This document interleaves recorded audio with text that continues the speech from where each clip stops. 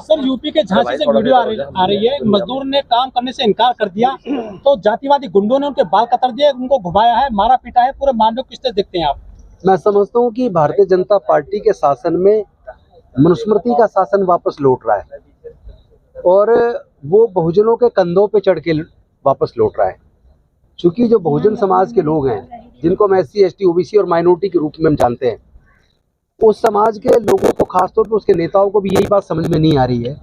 ये लड़ाई विचारधारा की है। इस लड़ाई में एक तरफ संविधान है और दूसरी तरफ मनुस्मृति है। जब हमारे लोग कावड़ लेने जाते हैं, जब हमारे लोग धार्मिक जुलूसों में तलवारें लेकर नंगी तलवारें लहराते हैं, उनको ये पता ही नहीं होता कि आप लहरा किसके खिलाफ रहे हो। आप अपने ही खिलाफ लहरा रहे हो। धर्म की रक्षा के लिए, हिंदू धर्म को बचाने के लिए आप हिंदू हैं, लेकिन उसके बाद आप अछूत हैं, दलित हैं, पिछड़े हैं, आदिवासी हैं, और उसके बाद आप हक अधिकार की जब भी बात करोगे, जब भी काम के बदले में आप पूरा पैसा मांगोगे, या भी जब भी वो जबरन अपनी शर्तों पे आपसे काम करवाना चाहेंगे, आप इनकार करेंगे, तब वो ऐसी हरकत करेंगे जो उन्होंने झांसी के अंदर की। तो क्या ये उनका अहंकार सामने है।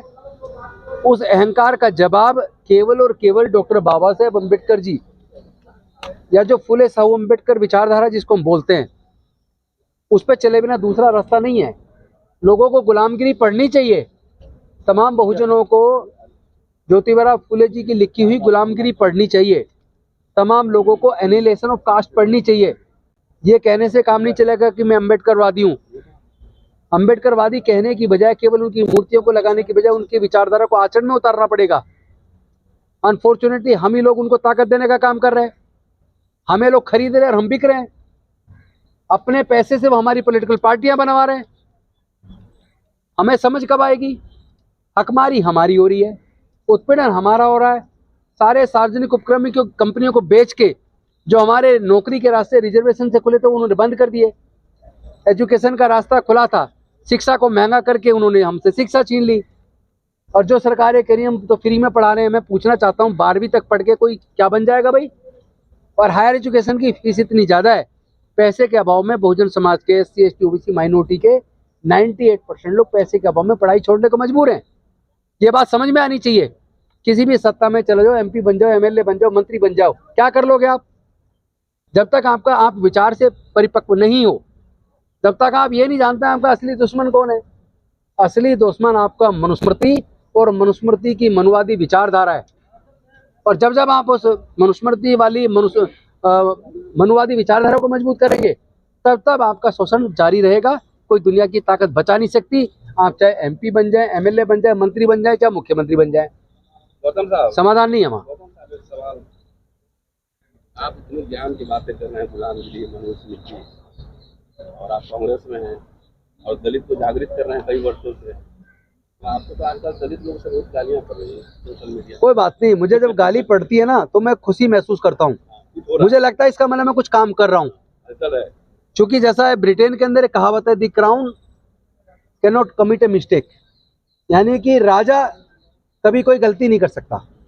तो वो कहावत इसलिए बनी है क्योंकि वहाँ राजा को कोई पावर ही नहीं है।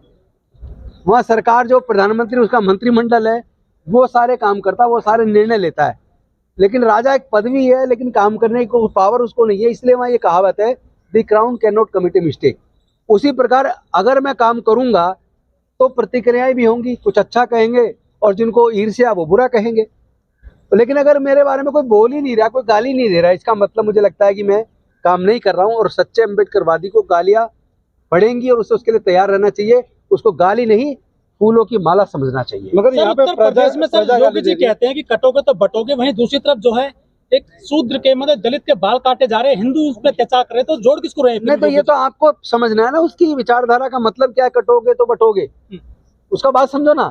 वो आपको समझा रहा है कि बहुजन समाज के लोगों, अगर तुम आपस में कटे रहोगे, बटो रहोगे, तो पिटोगे भी और तुम्हारा मुंडन भी होगा जबरदस्ती। लेकिन शोभा यात्रा में पत्थर भी बरसाए जा रहे हैं सर दूसरी तरफ।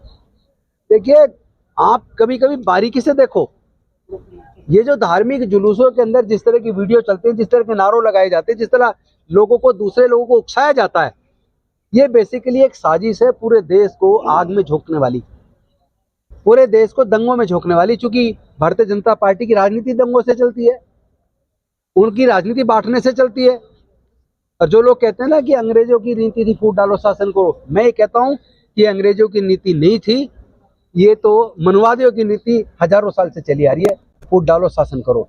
हमारे बहुजनों को फूट डाल के उन्हें आपस में लड़वाते हैं और खुद राज करते हैं। देश के सारे संसाधनों पे 90% संसाधनों पे 10% का कब्जा है। तो ये बात हमें समझ में नहीं आ रही क्या? शोभा यात्रा में जब सारे सरकारी संस्थान प्राइवेटाइज हो जाएंगे तो आपका जो थोड़ा बहुत रिजर्वेशन से नौकरी मिलती थी, जिससे मिडिल क्लास बना था, जो चंदा देके जिसने बहुजन समाज की पार्टियां भी बनाई, सामाजिक संस्थाएं भी चलाई, वो चंदा देने वाला मिडिल क्लास ही नहीं बचेगा, वो खत्म हो जाएगा जब नौकरियां नहीं होंगी। तो इतना पैसा नहीं है कि व्यापार कर ले, और ना व्यापार करने की लोगों ने हिम्मत दिखाई है। ऐसे में हमें समझना पड़ेगा एजुकेशन और रिजर्वेशन दो हथियार थे जिसने इस बहुजन समाज को ताकत दी, और आज दोनों हथियार उन्होंने छीन लिए हैं।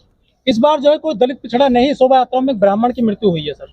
लोग कह रहे हैं कि बहुत बुरा हुआ है, एक ब्राह्मण मारा। भाई आप ये देखो ना, जब दलित मरता है, पिछड़ा मरता है, आदिवासी मरता है, वंचित समाज का आदमी मरता है, उस पर शोर नहीं मचता। उसके घर मुख्यमंत्री नहीं जाता। मुख्यमंत्री भी तब जाता है जब किसी अपर कास्ट की हत्या होती है, चाहे वो राजस्थान का मसला हो, वहां पे भी मुख्यमंत्री गए, इधर 50 लाख का मुआवजा दिया था। लेकिन जब दलित की हत्या हुई तो एक जगह एक तरफ 50 लाख दे रहे हैं और दलित की हो रही तो 10 लाख दे रहे हैं। चाहे पार्टी कोई भी हो, जो अन्याय करेगी, जो बहुजन समाज को न्याय नहीं देगी, उसका खत्म होना तय, आज नहीं तो कल। यूपी में बिल्डोजर से न्याय मिल रहा है सर। स्टिंग ऑपरेशन में बातें आई हैं कि 2 घंटे का टाइम पुलिस ने दिया था, गद्दारी हो गई, वरना पूरे। अरे आप दूर क्यों जा रहे हो? दिल्ली में नहीं हुआ क्या ऐसा? दिल्ली में भी तो हुआ। 2020 में दिल्ली में दंगे हुए, किसने कराए? किसने कराए? उसकी जांच करो, पता लग जाएगा। तो क्या सर ये पूरा आजकल तो सत्ता ही उससे मिल रही है उन्हें, उनकी राजनीति उसी के इर्द गिर्द है। आपस में लड़वाओ, धर्म के नाम पे दंगे करवाओ, जाति के नाम पे बांटो और फिर राज करो। पिटोगे भी तुम, मरोगे भी तुम, मारने वाले भी तुम, जेल जाने वाले भी तुम, और उसके बाद वकील करके पूरी जिंदगी बच्चे के लिए माँ बाप लड़ते रहेंगे, पूरी प्रॉपर्टी बिक जाएगी, बर्बाद होने वाली भी तुम। तो ये बात समझ आनी चाहिए ना SC ST OBC माइनॉरिटी के लोगों को। दंगों से दूर रहें, धार्मिक उन्माद वाले प्रोग्राम से बिल्कुल दूरी बना लें, अंधविश्वास पाखंडवाद से दूरी बना लें, वरना आप डॉक्टर बाबा साहेब अम्बेडकर के साथ गद्दारी कर रहे हो, आप फुले साहू अम्बेडकर की विचारधारा के साथ गद्दारी कर रहे हो। और गद्दारी केवल उनके साथ नहीं है, अपने खुद के परिवार के साथ, अपने साथ भी गद्दारी कर रहे हो। सर ये जो जाति का कॉलम हटाया गया है जेल से, इस पे आप क्या कहना चाहेंगे सर? केवल हटाने से काम नहीं चलेगा।